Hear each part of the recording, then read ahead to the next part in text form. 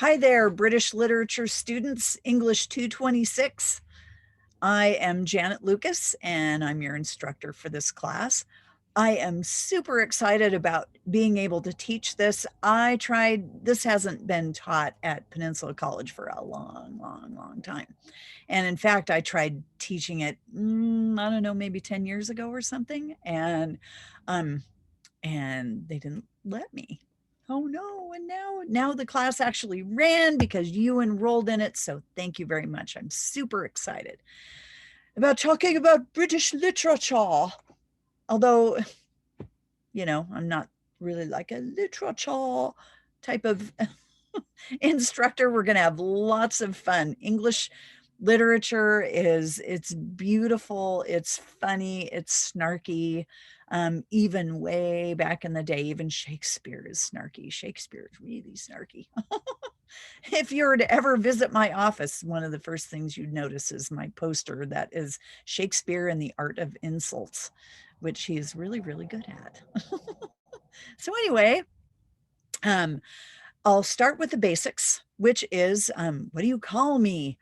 And so call me, most students actually call me Dr. J.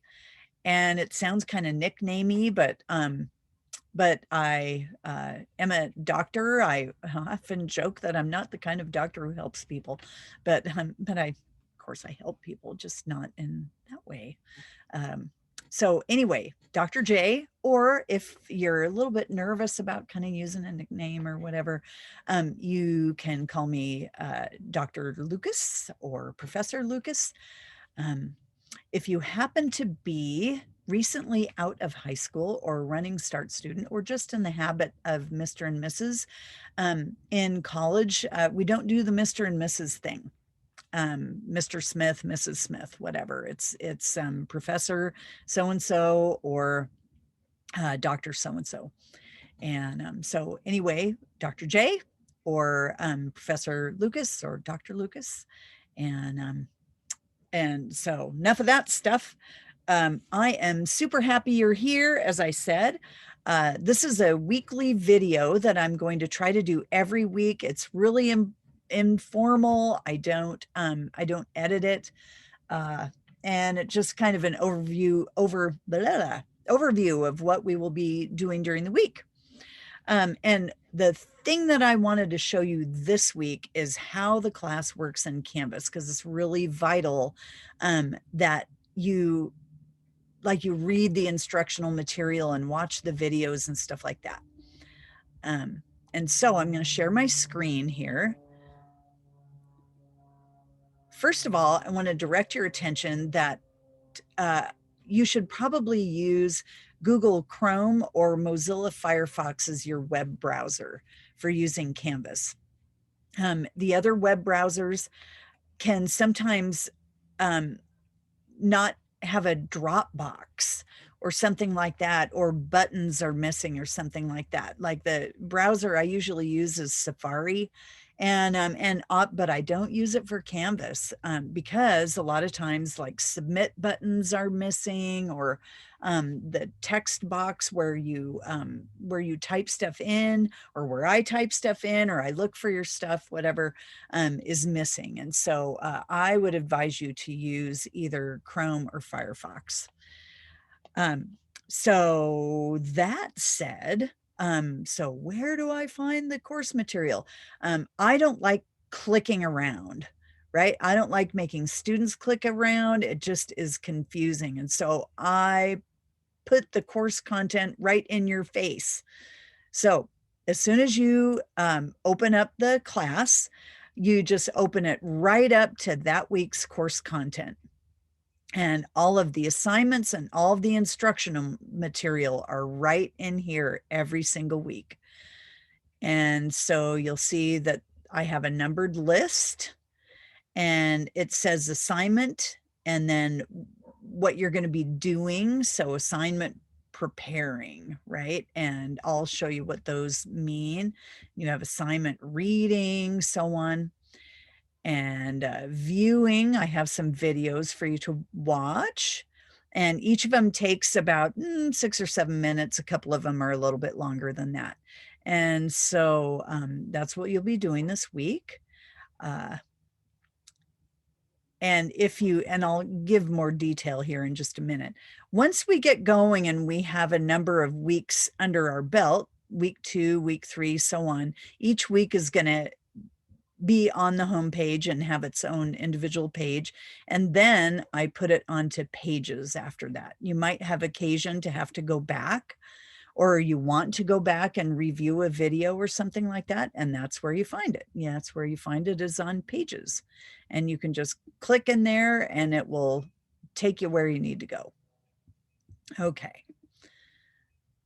And there's no hidden place for assignments. There's nothing that you can't see. Like, it is all on this page. So first, read the material on the page carefully. This week's tasks, and you scroll down for the details and the assignments. And the blue links underneath the assignments are where you click in to find out more or to complete the assignment. The first blue link we see is the Ask Dr. J forum. That's a question and answer discussion forum for questions having to do with the class overall, like not your individual circumstances in the class, but the class overall. So you just click in there, and I'll have a different one every week. You click reply and you just post your question.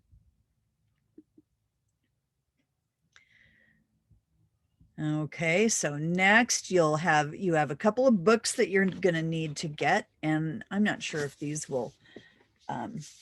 show up backward, but the first one we're going to read is Frankenstein, and it's by Mary Shelley. I am not particular which copy of Frankenstein you get, right? As long as it's the one written by Mary Shelley.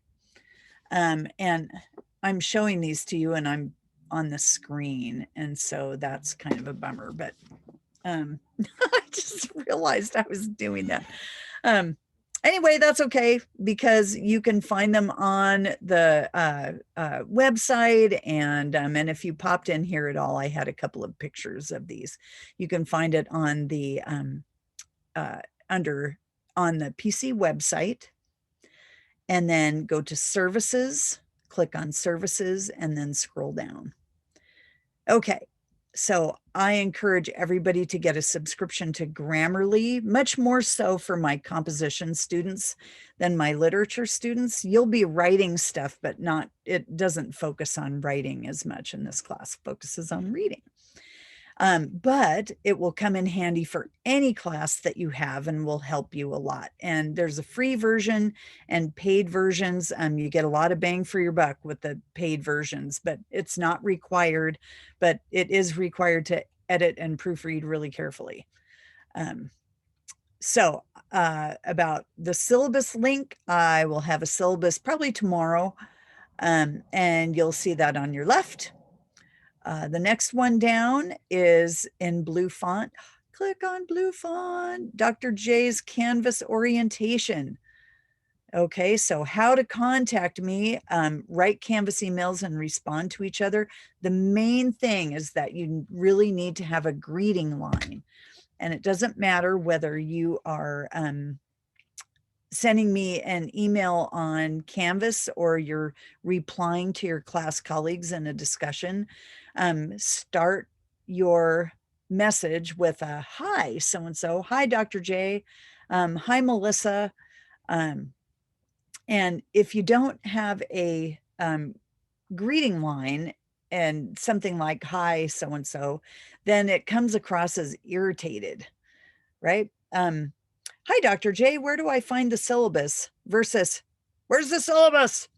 And that's how I hear it in my head, right? And so make sure that whatever I hear in my head is what you want me to hear in my head with your writing. Okay, how the class works in Canvas, I explained already that I don't like clicking around. All the stuff is right in your face on the home page, a different page every week. If you need to see the previous weeks, click on pages and it's all right there. The course week is midnight Sunday to 11:59 p.m. the next Sunday. And then I assign things.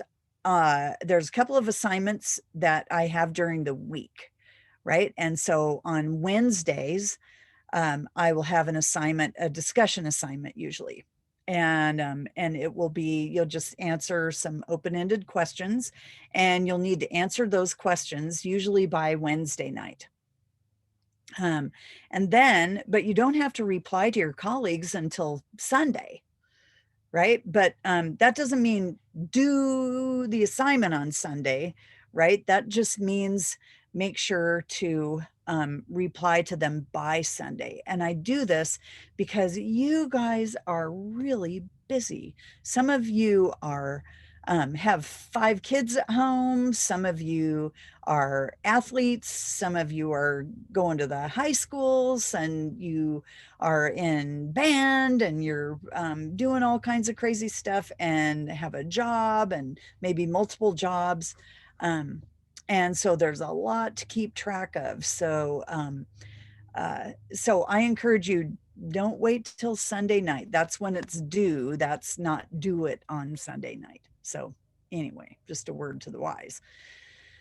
So the next little one is how to succeed in discussions and other small assignments. I just want you guys to succeed. And so I don't like putting all of the points in just a couple of assignments like exams or big papers and stuff, although you do have some exams and some big papers. A big paper or project, you have a creative project actually that I will tell you about later, but you can do whatever you want. You can do art, or you can write a song, or et cetera, et cetera. Without getting too far afield, when you have the other assignments in the class besides the big ones are lots of little guys, right? And there's online exercises that are usually due on Thursdays. In your class, it will be various methods of interpretation and things like that and literary terms, and also the discussions. And so what you don't want to do in those little assignments is answer a question with one line, right? Have a little detail, 3 or 4 sentences for the questions. On the other hand, don't write a doctoral dissertation. I have done this for you. Like, don't let it take up your life trying to answer the questions. 3 or 4 sentences, though, is good. Handling the reading load in a literature class, you have an awful lot of reading. And so make sure to start early. I'm going to have a course calendar that will have all the readings laid out so that you can get ahead of it a little bit. So that is Dr. J's orientation. There will be a quiz on Dr. J's orientation down here. Getting oriented. And so that's where the quiz is.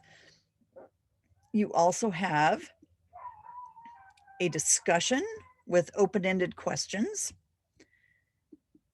which of course you have to click on the blue font to get to, right? A little thing about your goals for the quarter. Again, you just have an open-ended question. And then one thing that's, I think is kind of cool anyway, and I've gotten lots of good feedback from this video, and it's called To Whom We Belong. And it kind of sets up the culture of the vast majority of the time we're going to be focusing on in British literature. In other words, when the monarchy was essentially the voice of God, right? And you don't want to disobey God, so you definitely don't want to disobey the king, or you'll end up in a situation that will remind you of the show Game of Thrones in a really ugly way. And people didn't like, life was kind of cheap back then, and again, Game of Thrones really represents the Middle Ages and the Elizabethan era pretty well, before we started being very nice to each other. And we weren't nice to each other. We weren't nice to animals. We, You know, it was just not a very pretty time to live. And but this sets the cultural context of what you're going to be reading and studying this quarter. So I hope you enjoy these. These are just, they're 6 minutes, 7 minutes, a couple of them are 10 minutes long. And so they're pretty short, but that's what you're going to be doing for this week. And so that'll be kind of fun. I hope it's fun for you. And also, it will give you a chance to get the textbook if you haven't already. So that's about it. I will see you online, and I will keep, you know, if you have questions, please ask them.